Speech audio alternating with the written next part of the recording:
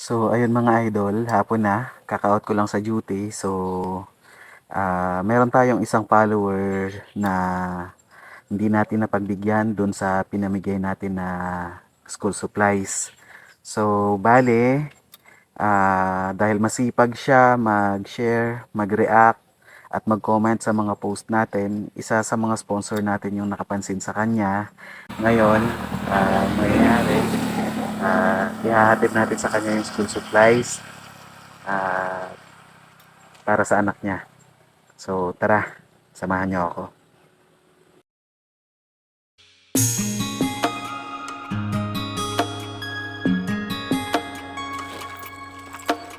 So, yun sila.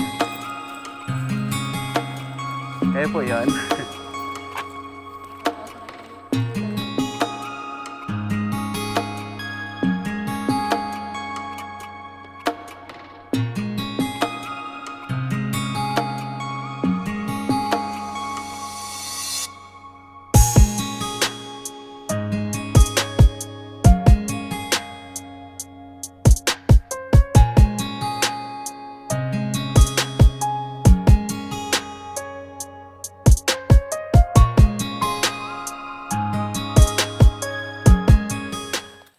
So, yun guys, naibigay na natin yung school supplies dun sa isang follower natin na napansin ng ating sponsor. So,